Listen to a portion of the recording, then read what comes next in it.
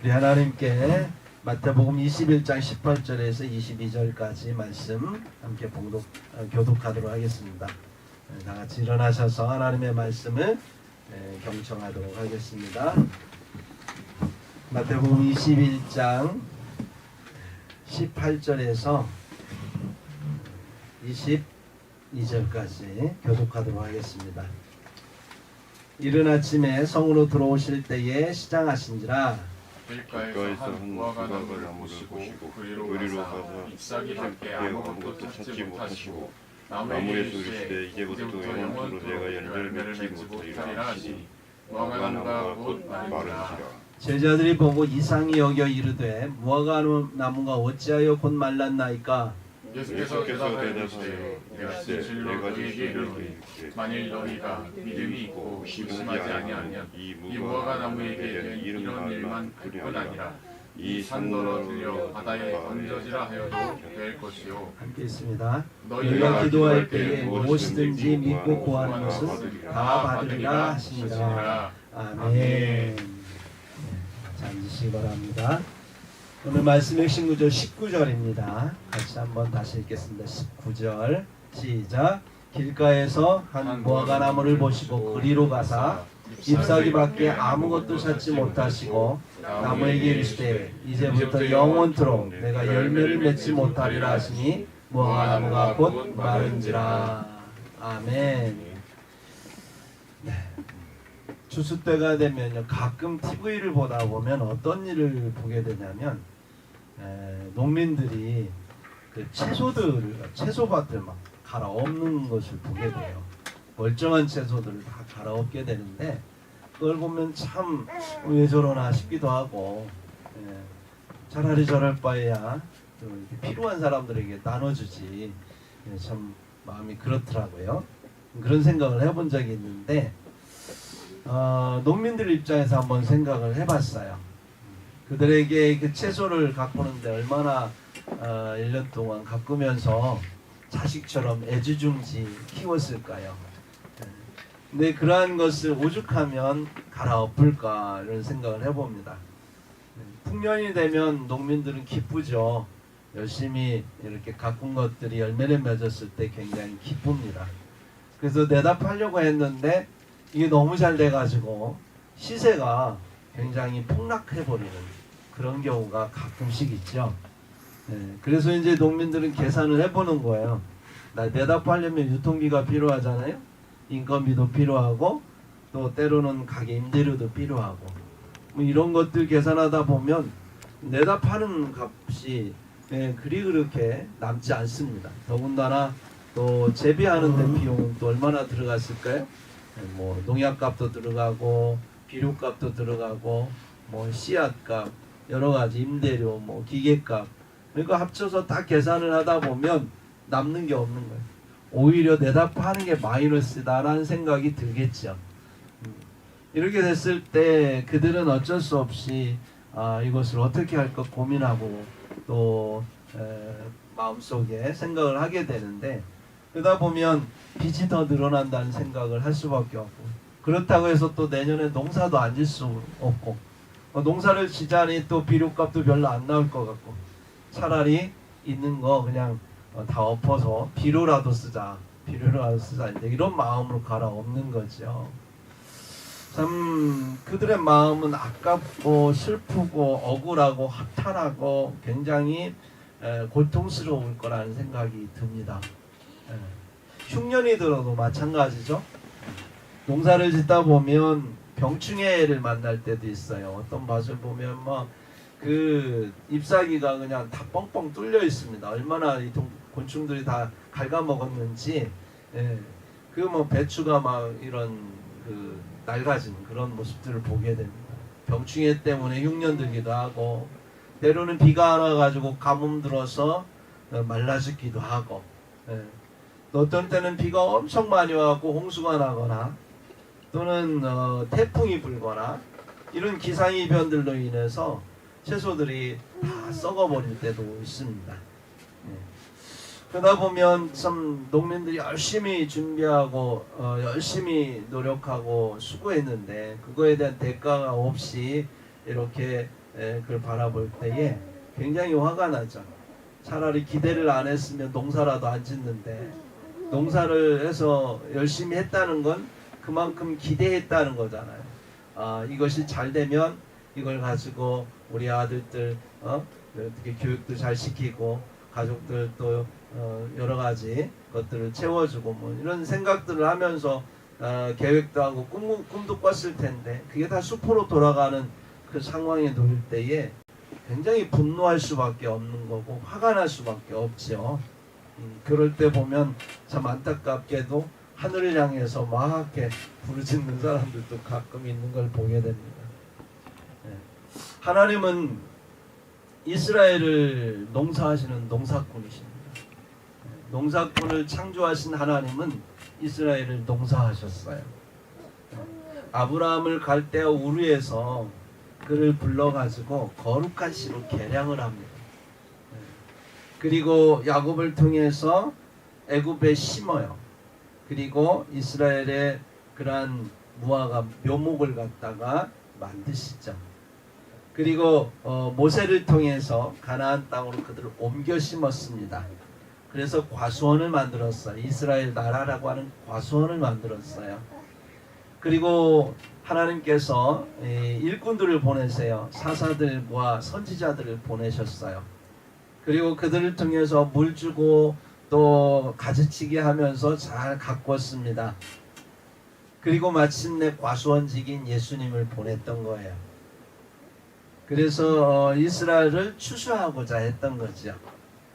근데 이 과수원직이 예수님이 오셔서 이스라엘 추수하려고 와서 살펴보니까 과수원에 과수가 자라야 되는데 잎만 무성한 거예요. 열매는 하나도 없고 잎만 무성하게 본 모습을 예수님이 지금 보신 거죠. 씨가 뿌려지면 열매가 맺는 것이 하나님의 창조 원리입니다.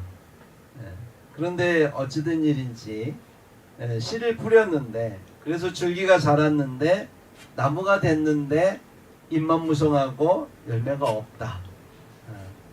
이런 상황을 기대하면서 예수님은 이스라엘을 심지 않으셨을 거예요. 이스라엘을 아브라함을 불렀고 또 이스라엘이라는 나라를 만드셨던 하나님은 그들을 통해서 제사장 나라가 되게 하기 위하여, 하나님의 백성이 되게 하기 위한 기대감에 그들을 이렇게 가꾸고 농사했던 거죠. 그런데 열매 맺어야 될 그 과수가 열매를 맺지 않고 이파리만 이렇게 무성했을 때에 농사꾼의 마음, 분노하는 마음, 화가 나는 마음이 있는 거죠. 그래서 주님께서 말씀하시기를 이제부터 영원토록 열매를 맺지 못하리라 하고 이 무화과나무를 보면서 저주하셨던 것을 볼 수가 있습니다. 무화과나무는 이스라엘을 상징합니다. 그래서 이 예수님께서 이 이스라엘을 상징하는 무화과나무를 저주하신 이유는 지금 이스라엘이 그런 모습이다라고 하는 것을 깨닫게 하기 위함이었습니다. 어떻게 보면 이 무화과나무는요, 에몬 무화과나무가 된 거예요. 왜냐하면 마가복음 11장 13절에 보면 이 무화과나무는 아직 열매를 맺을 때가 아니랍니다. 그래서 열매를 맺을 때가 아니니까 열매를 찾아도 열매가 없는 건 당연한 거예요. 그런데 예수님은 이 무화과나무를 저주하셨어요. 그러니까 무화과나무 입장에서는 참 괜히 당하는 거죠. 이스라엘 때문에. 그래서 예수님께서 이 직전에 하신 게 뭐냐면 예루살렘 성전에 들어가셔서 이 성전을 살펴본 거예요. 이스라엘에게 있어서 예루살렘 성전은요, 생명이 움트는 곳입니다. 하나님을 만나는 말씀의 씨가 있는 곳.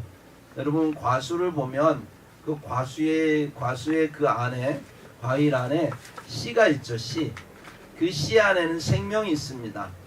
그 과수원 그 열매가 그 씨에서 생명이 움트죠. 그런 것처럼 이스라엘에게 있어서 생명의 근원, 생명의 씨가 발동이 되는 곳이 성전이에요. 그러니까 겉이 좀 썩었다 할지라도 그 씨가 건강하고 그 씨가 살아있으면 그 과일은 다시 나무가 돼서 열매를 맺을 수 있는 거죠. 그런데 그 씨가 썩어버린 거예요.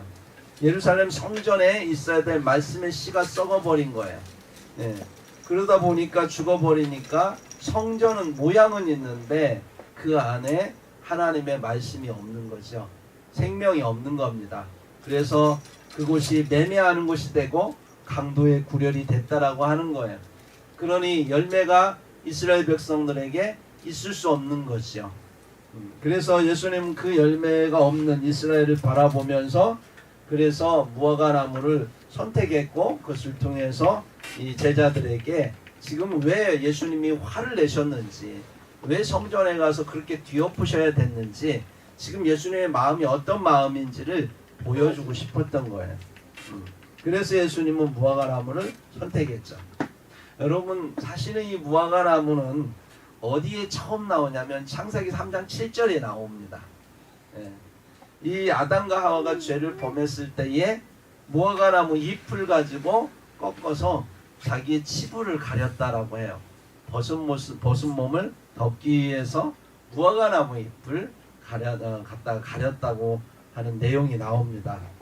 무화과 나무는 그것을 가지고 꺾어서 치부를 덮는 데 사용하는 나무가 아니죠. 무화과 나무는 무화과 열매를 맺는 것이 무화과 나무의 목적입니다.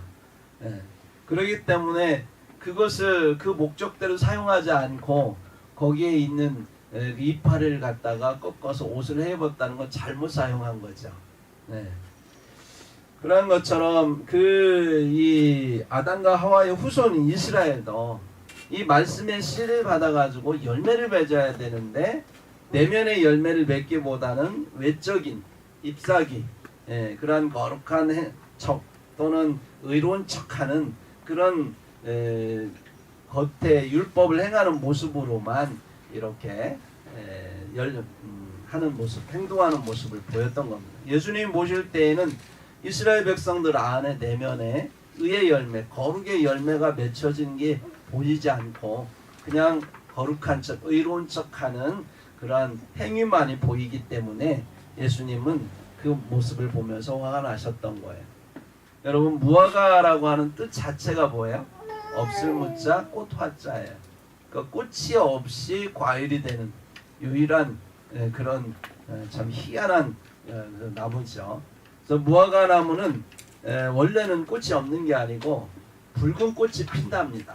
그런데 그게 겉으로 피는 게 아니고 속으로 핀다는 거예요. 열매 속으로. 그렇기 때문에 외부로는 보이지 않아요. 그 무화과 나무 여러분 보셨는지 모르겠지만 별로 그렇게 예쁘지 않습니다. 그렇죠? 사과처럼 뭐 이렇게 예쁘지 않아요. 그냥. 근데 그 내면을 이렇게 보면 이렇게 열어보면 붉게 물들어 있습니다. 그래서 그것을 먹으면 맛이 있죠. 그래서 이러한 이 무화과 나무처럼 하나님은 그렇게 이스라엘 백성들이 외적으로 그렇게 막 화려한 어떤 그런 거룩한 척, 의로운 척 하는 모습보다 내면에 있어서 그들이 의의 열매를, 거룩한 열매를 맺기를 원하셨던 거예요. 그래서 이스라엘 백성들의 나무가 바로 무화과 나무가 되는 것이죠. 이런 모습들 가운데에서 참으로 이스라엘 백성들이 원했던 그 모습들을 이들은 하나님의 그 뜻을 이루지 못한 겁니다. 그래서 겉으로만 이렇게 했기 때문에 결국은 거룩한 척 했기 때문에 성전이 거룩한 것 같은데 매매하는 장소로 바뀌어서 강도의 구렬이 되어 있는 모습들, 의로운 척해서 의로운 줄 알았지만 그러나 내면이 의롭지 못하고 불의하니까 예수님을 십자가에 못 박는 그들, 결국은 겉은 번지르르해 보였지만 속은 속빈 강정과 같은 그들의 모습에 불과했던 것입니다. 그래서 하나님이 이스라엘 백성들에게 말씀하셨습니다. 레위기 11장 44, 45절에 보면 나는 여호와 너희의 하나님이라 내가 거룩하니 너희도 몸을 구별하여 거룩하게 하고 땅의 기는 길짐승으로 말미암아 스스로 더럽히지 말라. 하나님은 우리가 구별되기를 원하는 거죠. 세상과 구별되기를 원하는 겁니다. 땅의 기는 길짐승처럼 그렇게 살아가는 사람들로부터 구별되어져서 하나님의 거룩한 백성으로 우리가 서기를 원하는 거죠. 나는 너희 하나님이 되려고 너희를 애굽 땅에서 인도해낸 여호와라. 애굽 땅은 세상을 말합니다. 세상으로부터 우리를 인도했답니다. 내가 거룩하니 너희도 거룩할지어다. 하나님의 고유한 성품의 특성은 거룩입니다. 그래서 하나님의 백성에게 요구하는 것도 거룩입니다. 하나님의 계신 곳에 우리가 거하기 위해서 갖춰야 될 우리의 성품의 그러한 기질이 뭐냐면 거룩이라는 거죠. 거룩이 있어야 하나님을 뵐 수 있기 때문에 그렇습니다. 거룩이 있어야 하나님 나라의 대로를 걸을 수가 있기 때문에 그래요. 히브리서 12장 14절에 보면 모든 사람과 더불어 화평함과 거룩함을 따르라. 이것이 없이는 아무도 주를 보지 못하리라 그랬어요. 네. 거룩함을 따르라. 이것이 없이, 거룩함이 없이는 아무도 주를 보지 못한다. 결국 천국에 들어갈 수 없다는 얘기와 똑같은 얘기죠. 이사야 35장 8절에도 보면 거기에 대로가 있어 그 길을 거룩한 길이라 일컫는 바 되리니 깨끗하지 못한 자는 지나가지 못하겠고 오직 구속함을 입은 자들을 위하여 있게 될 것이라. 깨끗하지 못한 자, 거룩하지 못한 자는 거룩한 길, 하나님 나라의 대로를 걷지 못한다는 거예요. 그래서 이 주의 백성에게 필요한 것은 거룩함입니다. 에베소 5장 5절에 보면 너희도 정녕 이것을 알거니와 음행하는 자나 더러운 자나 탐하는 자 곧 우상 숭배자는 다 그리스도와 하나님의 나라에서 기업을 얻지 못하리니 말씀하고 있어요. 그래서 우리가 이 세상을 살아가면서 음행하고 더럽고 욕심부리고 우상 숭배하는 그 모든 것들을 버려야 되는 거죠. 이러한 것들을 하나님이 싫어하시는 거예요. 왜냐하면 이러한 모습을 우리가 하나님 나라에 들어간다고 생각해 보세요. 하나님께서 그냥 놔두시겠습니까? 하나님께서 돌진하시는 거죠. 우리의 의로운 하나님께서 그 의로운 모습 가운데 돌진해서 우리를 멸망시킬 수밖에 없기 때문에 하나님 나라에 들이시기 전에 우리에게 갖추도록 하나님이 요구하시는 거예요. 두 번째로 우리가 갖춰야 될 열매는 의의 열매죠. 빌립보서 1장 11절에 보니까 예수 그리스도로 말미암아 의의 열매가 가득하여 하나님의 영광과 찬송이 되기를 원하노라. 하나님이 영광 받으시는 것, 우리를 통하여서 우리가 막 영광 받으라고 하나님 앞에 찬양하지만 하나님이 실제 영광 받으시는 모습은 하나님이 스스로 영광을 느끼실 때는 언제냐? 우리가 의로워지는 때예요. 그래서 의의 열매를 우리가 맺을 때 하나님은 영광을 받으신다 이렇게 말씀하고 있습니다. 의의 열매가 뭐냐? 의의 열매가 세상에서 말하는 공평과 정의가 아니에요. 주님께서 우리에게 보여주신 의의 열매는 십자가의 의입니다. 십자가의 의. 십자가의 의라고 하는 건 뭐냐면 희생하는 의예요. 긍휼히 여기는 의입니다. 사랑의 의예요. 막 정의라고 그래가지고 막 상대방을 갖다가 정의의 칼을 휘둘러서 정의롭지 못한 것들을 막 깨부수고 하는 그러한 의가 아니라 상대방의 불의함을 끌어안고 그것을 가지고 의롭도록 내가 끌어안는 그러한 희생의 의를 행하는 겁니다. 그래서 같이 함께 사는 의를 말하는 거죠. 원래 하나님이 창조하셨을 때 우리 모두는 다 불완전한 존재입니다. 우리는 완벽하지 않아요. 하나님이 그렇게 창조하셨어요. 왜냐하면 우리가 완벽해지기 위해서는 하나님이 필요하니까요.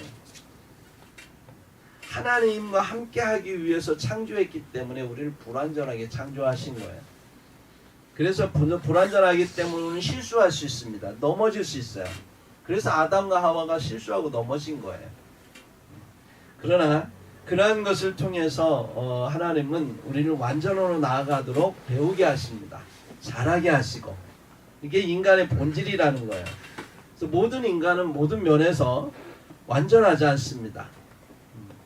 완전하게 기회를 평등하게 할 수 없어요. 완전하게 과정을 공정하게 할 수 없고 완전하게 결과를 정의롭게 할 수 없습니다.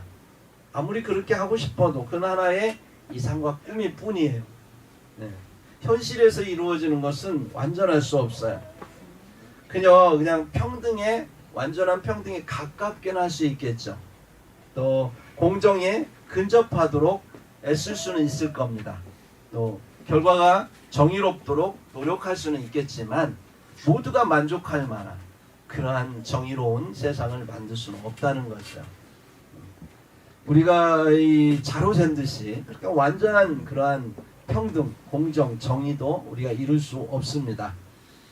그리스도인들 중에는 그러한 그 말에 의해서 그것이 마치 진리처럼 그리스도의 의라고 착각하는 이들이 있는데 그렇지 않다라고 하는 것을 우리는 알아야 됩니다. 예수님께서 보여주신 의는 그렇게 긍휼의 의 또는 희생의 의, 사랑의 의를 통해서 우리가 부족하고 연약하지만 우리를 십자가 사랑으로 받아내셨다라고 하는 겁니다. 우리가 늘 넘어지고 쓰러져도 주님은 당신께서 우리를 용납하시고 그리고 우리의 그러한 넘어져 상처받은 것을 치유하시고 더럽혀진 옷을 깨끗게 하심으로 인해서 우리를 다시 살리시는 의, 이게 바로 하나님께서 우리에게 보여주신 의라고 하는 거예요. 우리 안에 가져야 할 의도 마찬가지입니다. 그렇게 사랑을 입어서 우리가 점점 바뀌어가는 거고 점점 주를 닮아가는 거고 점점 그리스도의 형상을 이루어가는 겁니다. 그래서 주님은 우리에게 참고 계시는 거예요. 우리가 여전히 불완전해도 여전히 우리가 부족하고 넘어져도 주님은 길이 참으시면서 우리의 잘하는 것을 기대하고 계신다라고 하는 것입니다. 우리가 성령 안에서 그렇게 하나님께 나아갈 때 우리가 주님의 의를 우리 안에 경험함으로 우리는 자라나는 거라고 하는 것입니다. 야고보서 3장 18절에 보면 화평하게 하는 자들은 화평으로 심어서 의의 열매를 거두느니라 말씀하고 있어요. 의의 열매는 뭘로 거둔다고요? 화평을 심는다는 거예요. 서로 화평함으로 평화를 누림으로 서로 화합하고 평화롭게 서로 간의 관계를 맺음으로 의의 열매가 맺혀진다라고 하는 것이죠. 이사야 32장 17절에도 공의의 열매는 화평이요 공의의 결과는 영원한 평안과 안전이라 그랬습니다. 공의롭게 의로움을 공적으로 이렇게 서로 평등하게 이러한 일들을 행하면 이 공동체가 영원한 평안과 안전을 이렇게 열매로 거두게 된다라고 하는 것입니다.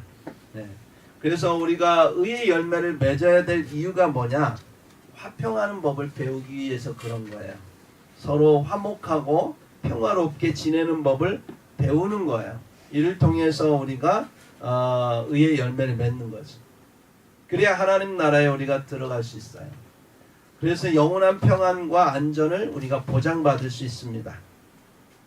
예수 믿었다고 구원받는다고요? 예수 믿는 것 하나만으로 우리가 그냥 구원받는다고 생각해 봅시다. 그래서 이러한 하나님의 말씀을 모르고 의의 열매도 없이 거룩의 열매도 없이 우리가 하나님 나라에 들어갔다고 생각해 봅시다. 그렇다면 이러한 이 세상을 살면서 예수 믿었다고 그냥 나는 천국 간다고 생각했던 사람들이 그들 중에는 화평을 깨는 자들도 있고 그들 중에는 그리스도의 의를 알지 못해서 불의하게 살아가는 사람도 있을 거예요. 그러한 속성을 가지고 그대로 하나님 나라에 들어갔다면 하나님 나라 안에 평안이 깨질 거예요. 화평이 깨질 겁니다. 안전하지 못하죠. 하나님 나라도. 그래서 이 땅 가운데 하나님께서는 우리에게 그러한 화평함을 또한 그러한 의로움을 우리가 경험해 보기를 원하는 거죠. 그래서 우리가 하나님 나라에 들어갔을 때 그 하나님 나라는 모두가 화목하게 지내는 화평하게 지내는 영원히 안전이 보장되고 평안이 보장된 나라가 될 수 있는 겁니다. 그래서 주님께서는 로마서 12장 18절에 할 수 있거든 너희로서는 모든 사람과 더불어 화목하라 이렇게 말씀하고 있는 거예요. 그러니까 우리가 이 땅에서 그렇게 살아가야 될 이유가 있는 거예요. 하나님 나라가 있기 때문에 우리는 늘 그 하나님 나라에 초점을 맞추고 이 땅을 살아가면서 그 나라를 준비하기 위해서 우리는 열심히 배우고 훈련하고 여기에서 경험하는 겁니다. 그래서 여기에서 그 나라의 열매를 맺는 것이고 그 나라의 열매를 맺어서 그 나라에 가야만이 그 나라가 완전해질 수 있는 거예요. 그래서 주님께서 우리에게 거룩의 의의를 원하시고 또 이런 의의 열매를 주님께서는 우리에게 원하신다라고 하는 것입니다.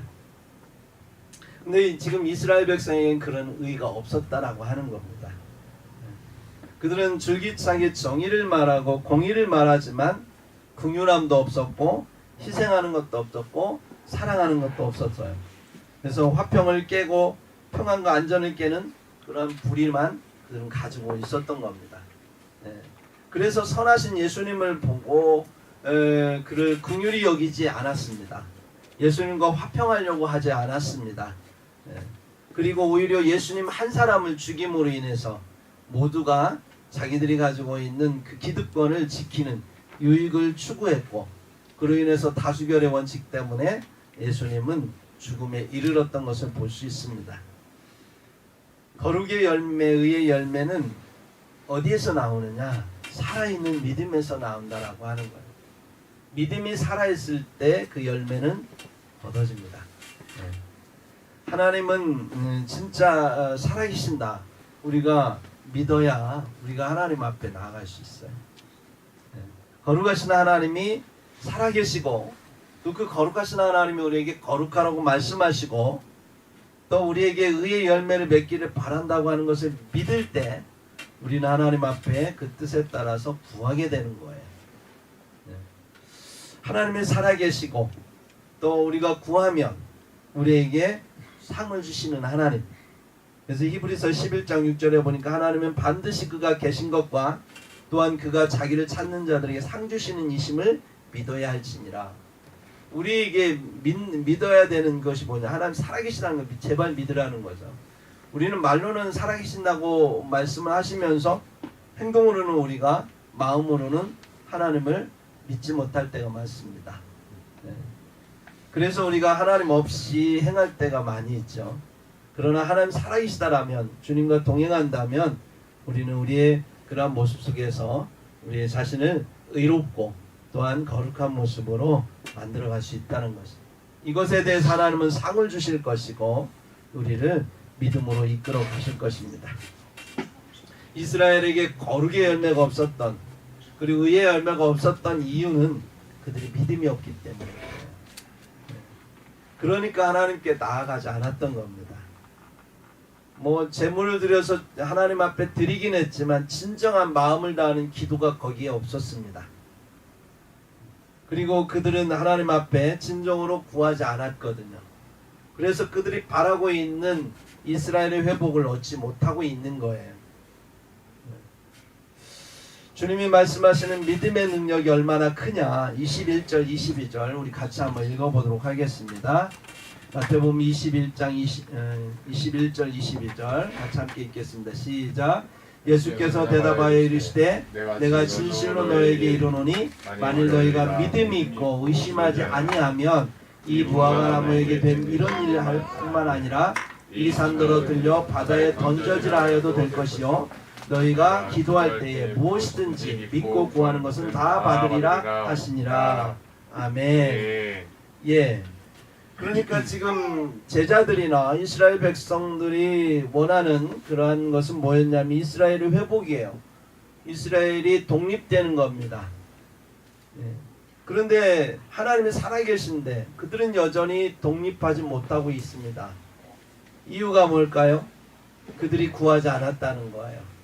정말로 하나님 앞에 믿고 의심하지 않고 구했다면 예수님이 하신 이 무화과 나무, 시퍼렇게 살아있는 무화과 나무를 말 한마디로 주님께서는 그를 저주했을 때에 그 나무가 말라 비틀어졌듯이 그러한 역사가 일어난다는 거예요. 이 산더러 들려서 바다에 던져지라 하면 그것들이 실제로 일어난다라고 하는 거예요. 하나님께서 그렇게 행하신다라고 하는 겁니다. 믿고 구하면 다 받는다라고 하는 것이죠. 그런데 지금 이스라엘 백성들이 성전에서 그렇게 많이 예배하고 제사하고 했는데도 불구하고 하나님 살아계신다고 믿는데도 불구하고 지금 이스라엘의 독립이 일어나지 않았다는 것은 그들이 진정으로 구하지 않았다는 거죠. 정말 하나님 살아계시다는 걸 믿지 않고 있다는 반증입니다. 그가 하나님이 믿는데 그 하나님이 상 주시는 하나님이신 것을 믿지 않았다는 모습이죠.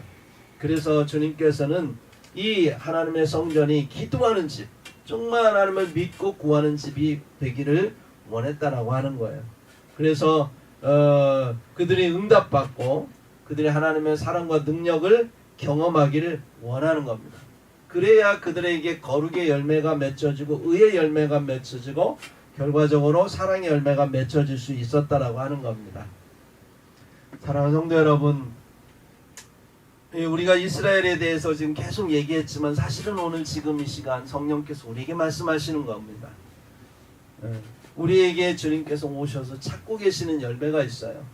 그 열매는 바로 의의 열매, 거룩의 열매다라고 하는 것입니다. 그 열매가 없이는 우리는 주님을 만날 수 없다라고 지금 말씀하세요. 우리가 예수를 믿는다면, 진짜 예수를 믿는다면 그것은 바로 하나님 살아계심을 믿는 것이고, 또 그 살아계신 하나님이 우리가 구할 때에 우리에게 상 주시는 이심을 믿는 겁니다. 그래서 우리의 삶 가운데에 우리가 하나님의 살아계심을 믿고 구해야 되는 거죠. 기도라고 하는 것은 하나님과 소통하면서 하나님의 살아계심을 경험할 수 있는 유일한 도구입니다. 하나님 우리에게 쉬지 말고 기도하라 말씀하신 이유는 하나님이 너와 함께 하겠다라고 하는 거예요. 하나님의 살아계심을 늘 경험하라는 거죠. 하나님이 얼마나 너희를 사랑하시는지 기도의 응답을 통해서 하나님의 사랑을 우리에게 보여주시기를 원하시고, 또 하나님이 선하시고 의롭다라고 하는 것을 우리에게 보여주시고, 또 그 하나님이 천지를 창조하셨다라고 하는데 그 하나님의 능력이 얼마나 큰지를 우리가 경험케 하는 유일한 통로가 기도입니다. 우리는 기도할 때에 그 하나님을 알게 되고요, 그로 인하여서 우리는 주님의 모습을 닮아가는 거죠. 아, 하나님 나 이렇게 사랑하시는구나, 하나님 이렇게 능력이 있으신 분이구나, 그 하나님이 나와 함께 하시는구나 라고 하는 것을 우리가 삶을 통하여서 경험할 때 우리는 그 하나님의 선하심과 의로우심과 거룩하심을 우리는 닮아가게 된다라고 하는 것입니다. 우리가 기도하지 않으면서 하나님을 닮을 수는 없습니다. 우리가 하나님의 능력을 경험하지 않으면서 하나님이 어떤 분인가는 알 수 없습니다. 우리가 하나님을 아는 방법, 그것은 바로 기도에 있다라고 주님은 말씀하시는 거예요. 그래야만이 우리가 열매를 맺는 겁니다. 열매 맺기는 기도로부터 시작되죠. 기도는 우리의 호흡이기도 하고, 기도는 영적인 영양분을 우리가 흡입할 수 있는 통로이기도 합니다. 하나님으로부터, 성령으로부터 우리가 영적인 그러한 양분을 먹을 때에 우리의 영혼은 살이 찔 수 있는 것이고 자라날 수 있는 것이고 열매 맺게 될 수 있다라고 하는 것입니다. 이스라엘 백성들에게 지금 열매가 없는 이유는 주님의 집이, 성전이 바로 기도하는 집이 아니었기 때문에 그렇다는 거예요. 기도가 되어야 열매를 맺는데 기도가 안 되니까 영적인 영양분을 흡수할 수 없고, 그래서 결국 그들은 열매가 없다라고 하는 것이죠. 그래서 우리 교회가 세워지는 데 있어서 두 가지 말씀드렸잖아요. 기도와 말씀은 주님께서 우리에게 교회를 세우는 유일한 도구로 하나님께서 우리에게 주셨습니다. 그래서 우리가 기도해야 되고, 그리고 말씀을 보고 말씀을 배우고 하는데 열심을 내야 된다라고 하는 것이죠. 그래서 여러분 수요일날, 금요일날 하나님의 말씀을 우리가 배우고 있잖아요. 그래서 이 말씀을 배워야 아는 거예요. 배워야 믿음이 자라나고, 또 우리가 믿음이 자라나야 하나님 앞에 기도하게 되고, 그래서 우리는 결과적으로 주님을 닮아가는, 그래서 그 열매를 맺어가는 우리가 될 수 있다라고 하는 것입니다. 하나님의 나라는 믿음으로 가지만 그 믿음은 열매 맺는 믿음이고, 하나님 나라는 그 열매 맺는 자가 받으리라고 주님은 말씀하셨습니다. 은혜의 때, 구원의 때, 열매 맺을 만한 때에 우리가 하나님 앞에 감사하면서 열매를 맺기를 소망합니다. 우리 함께 기도하도록 하겠습니다. 거룩하신 아버지 하나님 감사합니다. 오늘도 말씀을 함께 전하게 하시고 듣게 하시고, 또 이 말씀으로 우리의 영혼을 깨우게 하신 하나님 아버지 감사합니다. 늘 하나님 앞에 말씀을 전하지만 그 말씀이 우리 마음판에 새겨지고 그 말씀이 자라나서 우리로 하여금 열매 맺기까지 하나님 역사하여 주시옵소서. 이를 위해서 함께 기도하는 우리 성도들 될 수 있게 인도해 주옵시고, 성령께서 우리를 붙잡아 주시어서 참으로 기도에 응답하시는 그 하나님을 만남으로 인하여 우리의 삶에 하나님이 나를 얼마나 사랑하시는지 또 그 하나님이 얼마나 능력이 있으신 분인지 경험으로 알고 우리가 삶의 증인이 될 수 있도록 예수의 증인이 될 수 있도록 인도해 주시옵소서. 하나님 아버지, 우리 교회가 앞으로 이루어야 될 많은 일들이 있습니다. 우리 눈앞에 있는 기도의 제목들이 있습니다. 우리 우준이 하나님께서 낫게 하시고 또 자라게 하시는 것을 보게 하셔서 하나님의 능력을 보게 하옵소서. 또 교회 이전에는 상황을 통해서 하나님이 이끌어 가시는 과정을 통해서 우리의 믿음이 자라나게 하여 주시고 함께 기도함으로 주님의 능력과 사랑을 경험함으로 우리 안에 하나님의 의와 의의 열매와 거룩의 열매가 풍성히 맺어지도록 하나님 축복하여 주시옵소서. 모든 영광 하나님께 올려드리며 우리 주 예수 그리스도의 이름으로 간절히 기도하옵나이다. 아멘.